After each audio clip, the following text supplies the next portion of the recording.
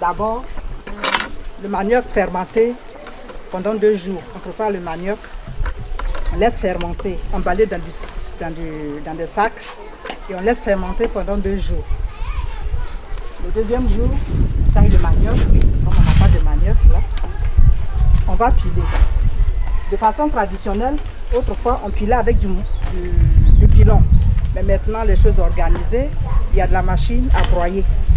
Donc on va broyer au moulin, on va faire broyer au moulin. On mélange la pâte avec le manioc fermenté. Là c'est un peu dur, le rouge, pour permettre la bonne fermentation. On laisse cette étape 24 heures, c'est-à-dire si la nuit à 18 h on a pilé, le lendemain à 6 h, on passe à cette étape-là. On obtient cette pâte. Quand on obtient cette pâte, il faut faire passer l'eau pour ne pas que la tchéké soit acide. Donc il faut mettre ça là, à la machine, faire presser. D'où la machine à pressoir. Ici, on passe ici, obtenir la poudre. Voilà, il faut faire passer pour obtenir la poudre. Vous voyez la farine de manioc, c'est obtenu. Il faut obtenir les grains. De façon traditionnelle, on fait à la main ici pour obtenir les grains. Pour que ça soit comme le couscous. Sinon, on peut faire, il y a des machines pour faire les grains. Après ceci, on va à la préparation.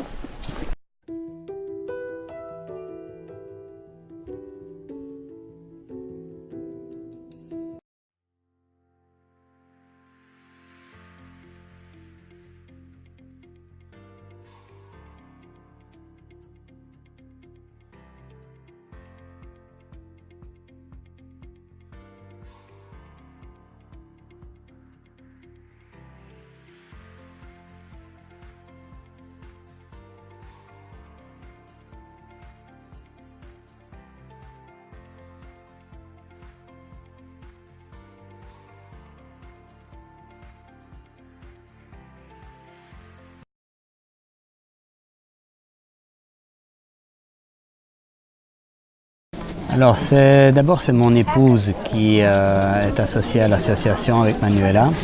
Elle l'aide un petit peu à rédiger les documents, à la suivre, tout ça.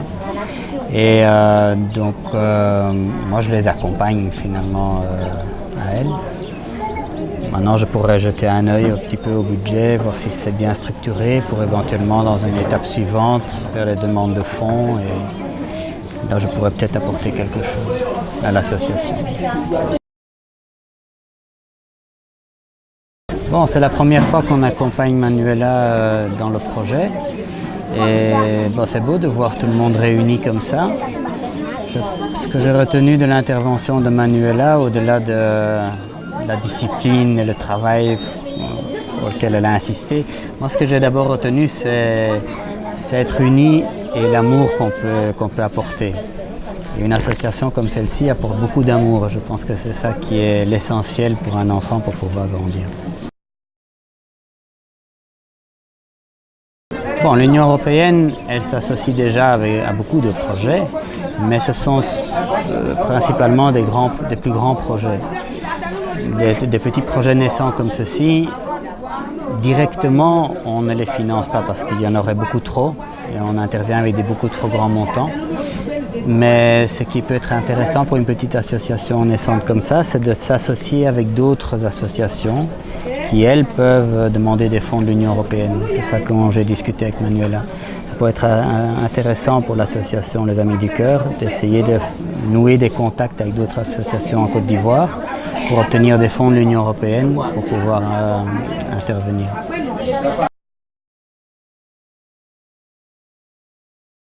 Bon, c'est un projet naissant, donc moi je ne peux qu'encourager de continuer à se développer, à s'investir. et de travailler, que tous les enfants fassent de leur mieux, de donner une belle image de l'association, et à Manuela de continuer à faire son lobbying à travers le pays. Et ainsi de pouvoir grandir, amener des fonds qui peuvent aider les enfants à trouver une place dans la société. Donc je vous souhaite beaucoup de courage et que tout aille pour le mieux pour vous. Merci beaucoup. Alors moi, j'ai une formation en marketing management. J'ai travaillé pour l'Union européenne, à Bruxelles plus précisément, dans le domaine du management. J'ai pris une pause carrière pour suivre mon mari ici à Abidjan. Et donc actuellement, je m'occupe plutôt dans tout ce qui est écriture, littérature. Et je donne également un coup de main à Manuela dans le domaine associatif. C'est quelque chose dans lequel je m'implique énormément parce que je trouve que il faut des gens comme Manuela qui est dévouée à la cause des personnes nécessiteuses. Et raison pour laquelle je m'implique à 100% dans ce projet-là d'aide aux enfants handicapés ainsi qu'aux personnes adultes handicapées qui pourraient aider leurs enfants à leur donner un avenir certain. Alors, on travaille beaucoup en fait dans des plans d'action au niveau, de l'éducation des enfants, au niveau de l'écoute par rapport aux enfants et aussi au niveau de leur scolarité.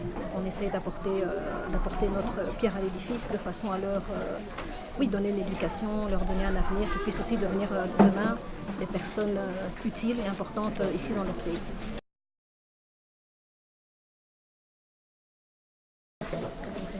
J'ai beaucoup d'émotions. J'ai beaucoup d'émotions de voir tous ces enfants, qui malgré leur handicap, ont envie. On sent qu'ils ont envie de faire quelque chose. On sent qu'ils sont motivés. Et de voir aussi les parents de ces enfants qui viennent régulièrement aux réunions parce que justement, ils ont cette envie-là de vouloir pousser leurs enfants, leur assurer quelque chose. Et ça, c'est quelque chose qui me donne énormément d'émotion et de motivation pour continuer dans ce projet associatif. Ce que je peux dire à ces enfants, c'est que franchement, je suis bluffée par leur motivation, je suis bluffée par leur, l'état d'esprit qu'ils ont. Et j'ai beaucoup d'amour pour eux, j'ai beaucoup d'affection pour eux. J'espère pouvoir continuer comme ça. Et également pour les mamans qui sont très courageuses, les papas aussi. Mon but, c'est de pouvoir continuer à les soutenir et de faire grandir cette association, de la faire connaître de façon à aider encore plus. Voilà. Ce qui m'a motivé selon ce qu'il a dit là, vraiment, je vois que ça encourage beaucoup, ça aide aussi les parents. Parce que ça nous a aidés. Surtout moi, c'est mon petit frère. Je vis à l'essai. Donc j'ai en train de suivre qu'on m'a... Charles a eu à parler, ça m'a plu beaucoup. Et puis ça m'aide un peu, surtout au niveau des éthiques scolaires. Il y a beaucoup de choses qu'il faut apprendre. Et selon vous aussi, j'essaie d'apprendre aussi beaucoup de choses.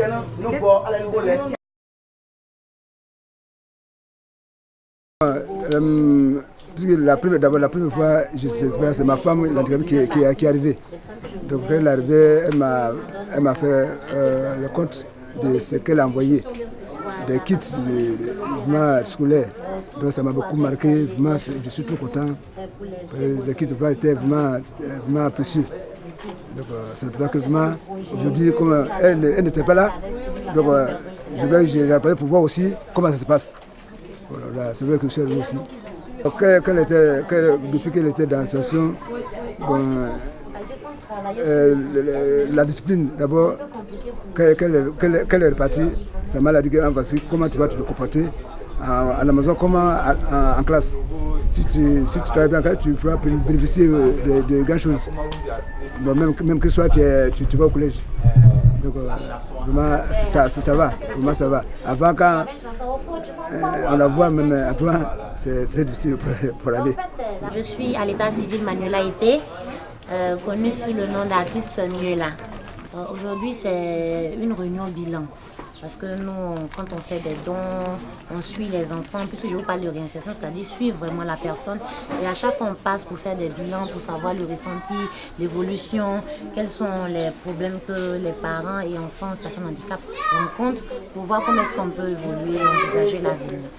Les actions menées ont été le don de kits scolaires, le don de vêtements. On a fait l'arbre de Noël. À court terme, c'est toujours pouvoir, puisque vous avez vu, il y a eu des inscrits on doit dire ici, c'est l'antenne de l'association des Amis du Cœur. Il y a eu des inscrits, donc pouvoir offrir des kits à tous ces enfants en situation de handicap, leur permettre de faire la fête de Noël, toujours des vêtements, mais à long terme, au fait, c'est de pouvoir prendre soin des parents en situation de handicap qui ont besoin vraiment de soins médicaux, d'opérations, de prothèses, de chaises roulantes. Vraiment, c'est les vrais besoins. Et aussi les aider à avoir une activité qui leur permette de vivre. Aujourd'hui, le bilan est positif parce qu'au début, on en avait 7 inscrits. Et vous voyez, aujourd'hui, je suis entourée de plein d'enfants. Les parents m'ont dit qu'ils étaient contents. Ceux qui se sont inscrits nouvellement m'ont dit que le fait de voir, ils ont voulu venir s'inscrire à l'association. Donc, ça a fait vraiment un bout au cœur. Surtout que j'ai vu ses parents aussi faire la checker ensemble en vue de créer une coopérative. Il y a plein de projets en vue. Je vous avoue qu'il y a des personnes qui sont précieuses, qui ont des besoins de mèches, comment on appelle ça, d'outils au fait, pour pouvoir exercer leur métier et voir comment est-ce qu'on peut cadrer tout cela, faire un bon projet en vue de les aider pour que ces mamans et papas puissent subvenir à leurs besoins, aux besoins de leurs parents. Un mot, c'est grand merci parce que vous savez, c'est grâce aux personnes qui ont envie de se faire aider que vous avez la force de continuer cela. Donc, moi, je le dis toujours, c'est une thérapie pour moi de voir le fait que des personnes qui n'arrivent pas à aller de l'avant, quand elles vous écoutent, quand elles voient la situation par laquelle vous êtes passé, que vous leur expliquez, ces personnes veulent aller de l'avant. Moi, ce n'est que merci, je peux leur dire. Certes, ils m'ont dit merci, mais c'est à moi de leur dire grand merci d'avoir cru en l'association des Amis du Cœur et grand merci à tous ceux qui nous ont accompagnés. Grand merci à Acredi. Vous n'oublierez jamais ce que vous faites pour nous. Et l'appel à lancer, c'est que toutes les fondations, associations, grosses organisations qui peuvent nous accompagner l'association des Amis du Cœur parce qu'il y a beaucoup à faire. Je vous l'ai dit, le champ d'action est énorme. Parce que quand vous venez pour quelque chose, vous comprenez qu'il faut déjà former une bonne base. Il faut déjà, voilà. Et donc là, c'est énorme. Nous commençons petit à petit et avons besoin de tout le monde. C'est pour ça que c'est une association et pas une ONG. Donc, nous demandons à tout le monde de nous accompagner pour mieux grandir et qu'on ait un jour un peu sain, un peu sans problème, un peu, voilà, ça c'est le plus gros rêve. Les Amis du Cœur, toujours. Les Amis du Cœur, toujours. Les Amis du Cœur, toujours. Merci.